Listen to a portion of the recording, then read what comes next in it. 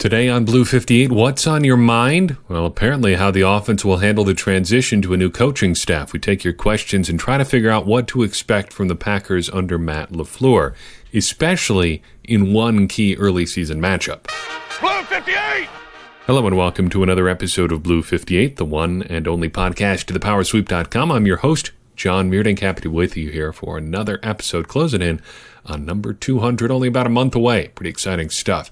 Before we get to your questions, and we've got a couple good ones for this episode, I want to talk about something that kind of floated across my radar this week. Apparently, this is not entirely new, but I think it's interesting given what we talked about last week. We were talking last week about alternate history, specifically in the 2015 NFL Draft. One of the things I wanted to do further on in that series is talk about the 2006 NFL Draft, because a lot of people have wrestled with the idea of whether A.J. Hawk was the right pick there or not. Well, the story got a little bit of new life this week, and apparently this is not the first time this has come up, but New Orleans Saints head coach Sean Payton told a reporter in New Orleans this week, not Los Angeles this week, that had Reggie Bush actually gone first overall in the 2006 NFL Draft, the Saints would have made a pick that would have dramatically affected what the Packers did. He says they would have taken A.J. Hawk second overall. And I wanted to explore that just for a second here real quick. We won't do a full-on deep dive, but this is a really interesting draft because of who A.J. Hawk was, his selection there ended up affecting the Packers for a long time. I don't want to turn this into whether or not A.J. Hawk was a good pick, but I just want to look at the other ways this could have gone. So, the Packers in 2006 are sitting at fifth overall. And as it ends up playing out, Mario Williams, the defensive end out of North Carolina State, goes first overall to Houston. Reggie Bush, the Heisman Trophy winning running back out of USC, goes second overall to New Orleans. Vince Young, the Texas quarterback, goes third to the Tennessee Titans. And fourth, the New York Jets take to Rashod Ferguson, the big left tackle out of Virginia. On the board when the Packers pick, a couple notable names, A.J. Hawk, of course, Vernon Davis, Haloti Ngata goes later to the Baltimore Ravens. Jay Cutler also in this draft class, as is Matt Leinart, even Ernie Sims of the Detroit Lions. Those are a few of the names that go over the next few picks. After the Packers pick, it's a bit of a mixed draft. It's not like a stunningly great class, but it's not the worst one in the world either. Mario Williams ends up being pretty good. Maybe not first overall good, but not terrible. Reggie Bush has a long but not necessarily explosively productive career. You've got guys like Brandon Marshall, the wide receiver there, Jay Cutler, as I mentioned, Andre Whitworth out of Cincinnati. Greg Jennings was the Packers' second-round pick in this draft after the Javon Walker debacle, all of that. And draft picks and things like that get moved around. Ultimately, it's a pretty okay class. But you always end up focusing on the people on the top. And the Packers took A.J. Hawk fifth overall. But what if they hadn't had the opportunity to do that? I wonder how weirdly this could have gone. I think if the Packers had their druthers, Mario Williams would have been the pick at fifth overall. But if he gets to 5 is the question. From memory, and I think looking back at mock drafts and things like that, it's really hard to pull out exactly what teams were thinking. But I think the Jets were really in the market for a tackle. They wanted an offensive lineman. So I wonder if they'd have been super interested in Mario Williams. It's possible, but there would have been a conversation there. Vince Young, I think, probably goes to Tennessee at 3, but again, you have to wonder what happens. So let's play out a couple things there. Say Reggie Bush goes first overall and A.J. Hawk is second. If Vince Young still goes third, do the Jets end up taking Mario Williams? If they do, are the Packers high on Rashod Ferguson? You're starting to get into the territory there where the Packers could use some help on the offensive line, but probably not first round pick, fifth overall type help. So maybe Vernon Davis is the pick then. Bob McGinn finally gets Vernon Davis in Green Bay. Say Mario Williams goes third to Tennessee, then things, I think, get really interesting. Because out of all these players, I think the one most firmly connected to Ted Thompson, other than A.J. Hawk, obviously, is Vince Young. Vince Young is one of the few players that made Ted Thompson say un-Ted Thompson-like things. For instance, when he was on hand for Young's pre-draft workout, he described it, and this is a direct quote, as a hell of a workout. Quote, what impressed me the most was his velocity on all he throws, and he's just so smooth in all he does. Usually when you're scouting a player, you think to yourself, he reminds me of so-and-so, but in this case, Young doesn't remind me of anyone. He seems to be one of a kind. The more I watch him, the more I just scratch my head and wonder how he did that, end quote. I don't think Ted Thompson said anything like that about Aaron Rodgers, even after Aaron Rodgers won 2 MVPs. If Vince Young was on the board in 2006, does Thompson do the unthinkable and draft a quarterback with his first pick for the second year in a row? I don't think so. But if A.J. Hawk had been picked by the Saints, it suddenly turns into an at least not impossible situation. It's weird and fun to think about. Ultimately, the Packers got however long they did out of A.J. Hawk, 9 years or whatever, and then he moves on. But it's fun to think about the other ways this could have played out. All right, let's switch gears entirely and talk about the offense. I put out a call for questions, thoughts, considerations as we head towards training camp on social media earlier today, and we got a few good questions, and they all kind of center around the offense. So let's work through these one by one.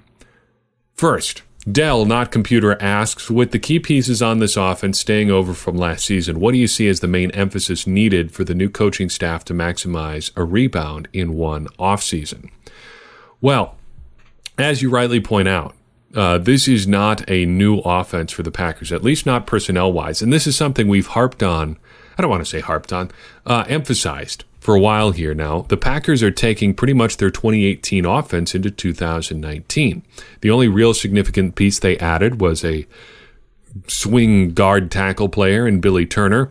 They took Elton Jenkins, who's projected as a likely backup, maybe a spot starter at left guard, maybe the left guard of the future, but for this season, not a huge contributor. And Jay Sternberger, who's going to be, again, not a super regular contributor on offense this year, if everything goes according to plan. So the hope here is that there's going to be a big jump just because of the scheme.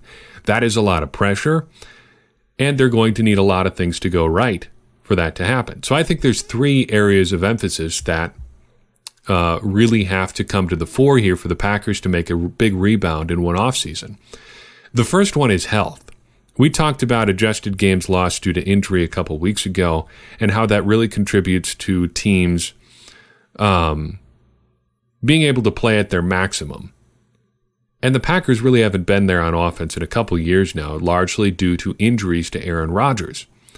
This isn't really something the coaching staff can control, but it's something they need to go right. And if they are not healthy on offense, whether it's Aaron Rodgers or another area, which we'll talk about here in a second, it's going to be hard for the offense to, 1, rebound, and 2, play to its full potential, whatever that may be. So to the extent that the Packers can control health, they absolutely need to, and they need to stay as healthy as they possibly can. The second big area of emphasis is also one where there's a little bit of reason for concern potentially here. I'm not sure quite how much concern, but it's not zero. The offensive line needs to be good this year for a couple of reasons. First, it ties back to health. It helps everyone else stay healthy if your offensive line can stay healthy, particularly your starting quarterback. If Aaron Rodgers is running for his life back there, there's a bigger chance that he gets hurt. There's a bigger chance he takes more hits. I think that should be pretty obvious, right? But when it comes to what is apparently the core of Matt LaFleur's new offense, or his new scheme that he's installing in Green Bay, the offensive line really has to produce at a high level. Zone blocking, particularly the outside zone that Matt LaFleur is working on or working with in Green Bay, relies on the offensive line working extremely well together. And if they can't do that, if they can't gel early in the season, if they can't really achieve a high level of performance throughout the season, this is going to be a tough go for the Packers on the ground and really in general. And that's where that reason for concern comes in. I think I like Adam Stenavich, the new offensive line coach. He's got a good pedigree. He's a former NFL level player. So he knows his stuff, but he's never really done the offensive line coaching job at this level before. And that's a bit of a concern. If it turns out that he can do this job and it's all good, well, it shouldn't be a big problem then. But if there's any rocky transition here for the Packers transitioning into this new system and him being able to implement that system on the offensive line, there could be problems. Then finally, this kind of builds off of the offensive line issue. There just needs to be a better level of execution on offense as a whole. Times down the stretch last year before Mike McCarthy's untimely end in Green Bay, the Packers just looked all over the place. And that's where you saw concerns about Aaron Rodgers and Mike McCarthy not being on the same page really sort of gain some momentum and carry a little bit more weight. Because if Aaron Rodgers and Mike McCarthy can't get on the same page, how is Aaron Rodgers supposed to be on the same page with everybody else? The Packers just need to get those lines of communication straightened out and make sure everybody can execute at a high level in this offensive scheme. And I think I'm liking some of the things I'm hearing from LaFleur and everybody else in Green Bay so far through OTAs and all offseason program type stuff about sort of this illusion of complexity concept.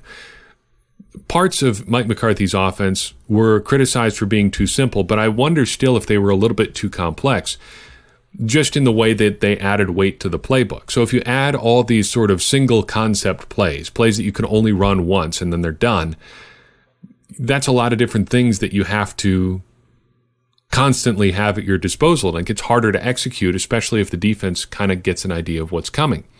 But if you are running an offense similar to what LaFleur does, with this more illusion of complexity and running multiple things out of similar alignments, I think you can build things a lot more quickly, and I think you can execute things a lot more easily because there's less of the basic stuff to remember and more of just the conceptual stuff that you have to get down.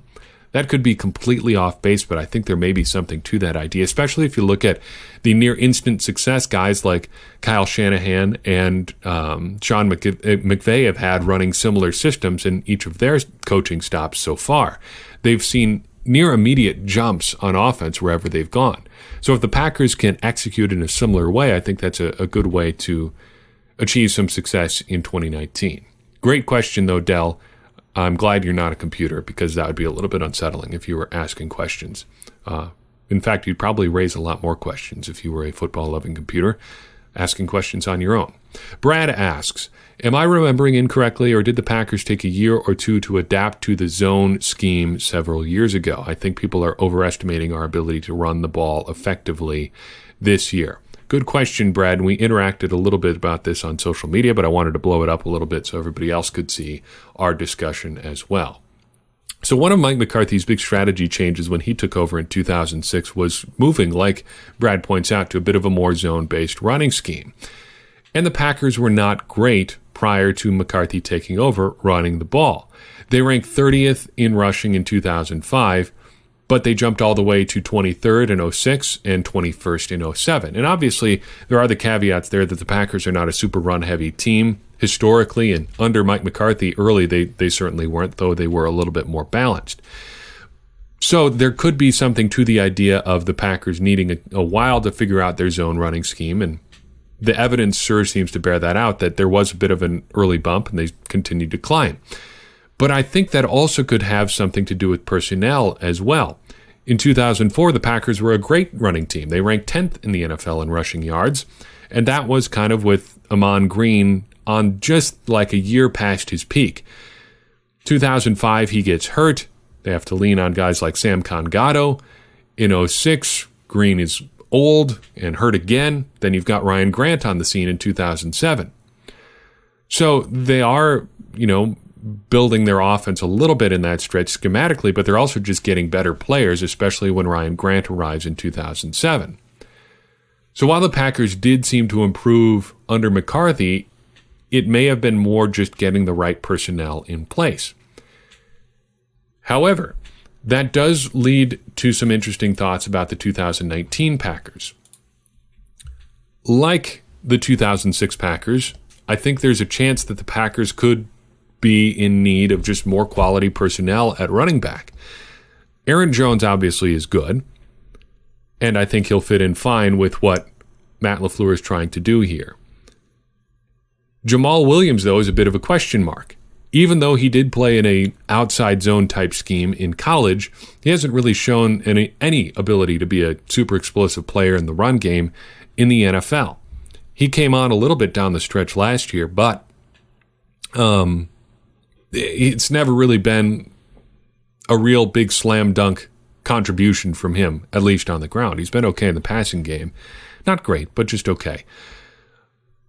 But then you've also got Dexter Williams, who joins the Packers out of Notre Dame. He too, though not an explosive athlete, has experience in a zone scheme. This could be a situation where the Packers are just trying a bunch of guys out here, trying to figure out who ends up being the real contributor or guy you can count on past Aaron Jones. Personnel, I think, is going to make this running game go more than anything. And the question as to whether or not the Packers will run the ball well in 2019, I think, comes down to that more than the scheme. Brad, thank you for the question. Appreciate you asking. Stay tuned. Brad actually had another question. We're going to save that one for another day. So we'll continue on, sticking on the offensive side of the ball. Ham and Cheese asks, given most battle plans do not survive first contact with the enemy, what is a realistic expectation for the first game of the season against the Bears? Well, that's a tough one, I think, because it's difficult to project without ever seeing an Aaron Rodgers executed Matt LaFleur offense at all. But I think there are reasons to be a little bit concerned about how the Packers will fare early in the season. There is historical precedent for the Packers playing the Bears in the first week of the season with a new head coach. It actually happened in Mike McCarthy's first season, 2006, and things did not go particularly well. The Bears were much further along in their development at that point and handled the Packers pretty easily. The final score that day, 26-0 in week one, and it took a little while before the Packers were able to really put it together at the start of that season. They started 1-4 before they hit their bye week, and things went much better down the stretch, but boy, not a great start for the Mike McCarthy-led Packers. As far as this year's Packers go, I think you can also take a little bit of a lesson for what happened for the Packers in 2006, because at the end of that season, they faced the Bears again and came out on top 26-7. It is always worth bearing in mind that teams grow and change a lot over the course of a season. It takes a long time to get everybody on the same page. It takes a long time to figure out how you want to execute your scheme, who's going to be the real contributors. I mean, just look what we've seen over the lifetime of the recent Packers about guys they thought could contribute at the start of the season who end up not contributing, guys who nobody thinks are going to be a big deal that end up playing big roles. Heck, we just talked about Ryan Grant in 2007. I don't think anybody really thought that Ryan Grant was going to be like the leading rusher or even a very, huge contributor, a significant contributor even, given how the Packers acquired him and how much he played early in the season, practically none at all. Teams grow and change, though. And I think if you're looking at this year's Packers team, there's a fairly good chance they will get handled by the Bears in this Week 1 matchup, just because the Bears are further along in their development than the Packers are. But I'm more interested in how the Packers do the second time they play the Bears. And last year's Bears-Packers matchups are kind of instructive in this way. The Bears themselves had a rookie head coach at the start of last season, and had he been a little bit more experienced, I wonder if the Packers would have been able to complete the comeback the way that they did, because you look at how the Bears played the Packers late in the season, and they pretty much took care of business.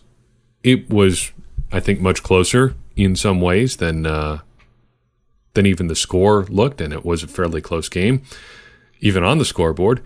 But Matt Nagy looked a lot more in control the second time around when the Packers played the Bears. And, getting him at home never hurts either. I think the Packers are going to have a tough go here early in the season just because that tends to be how things work a little bit with head coaches. It takes a little while to implement your scheme, and this will be a pretty new Packers system for everybody when they hit the field in week 1. But I expect them to grow pretty quickly.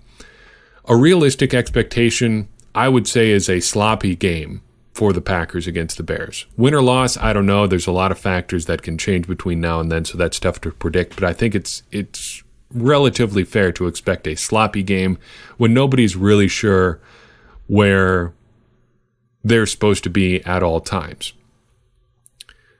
It's kind of like living in a new house for the first time. You never know where everything is.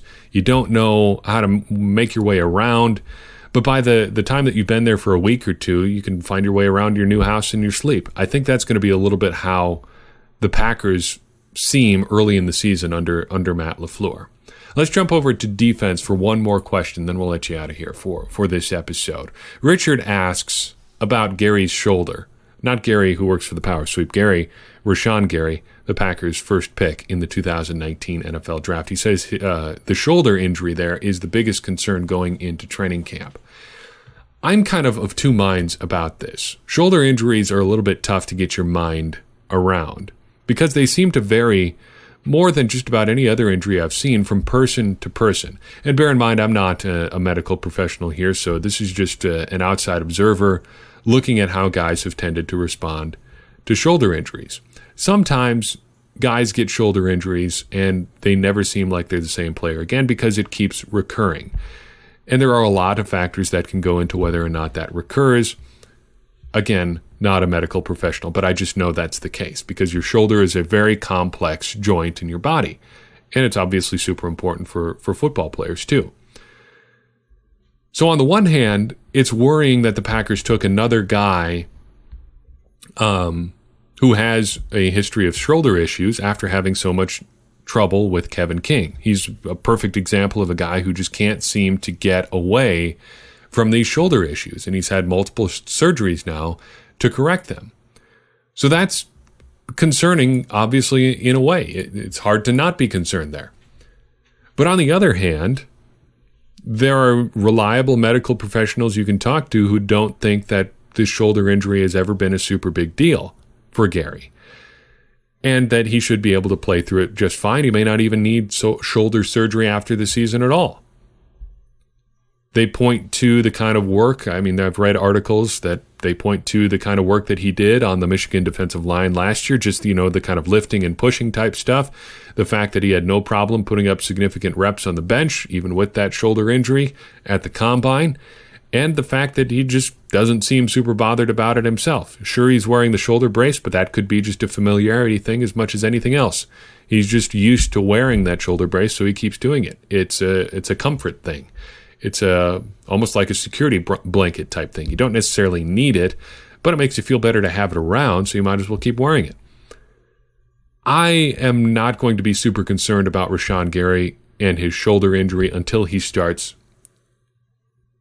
missing practices and or games because of it, or because he seems limited due to that shoulder injury. There is a phrase I use often with my wife that she always chides me for using because I say it too often. If you've listened to me, you know I'm a pretty laid back person. I don't get super worked up about stuff. And I don't want to say it bothers me when other people do, but I always try to encourage people to be a little bit more chill about stuff as well.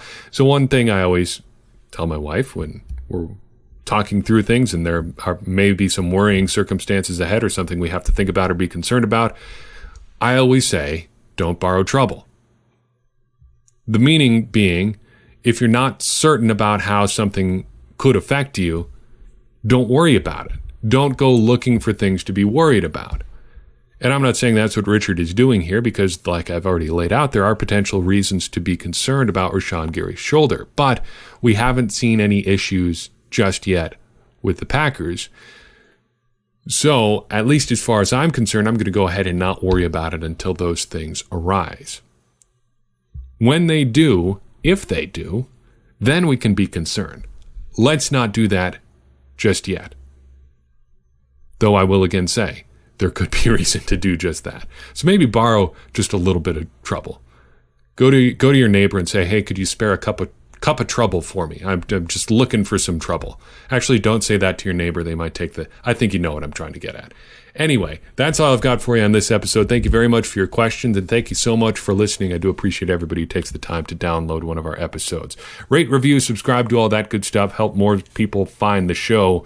Each one of those things does help in its own way, and it's the best way for you to support what we do here. If you want to take your support to the next level, patreon.com/thepowersweep is the place you can do that. $1 per month helps offset some of our costs and gets you access to some neat behind-the-scenes stuff. And don't forget, you can also support the show by buying some of our great t-shirts and sweatshirts by clicking the shop link at thepowersweep.com.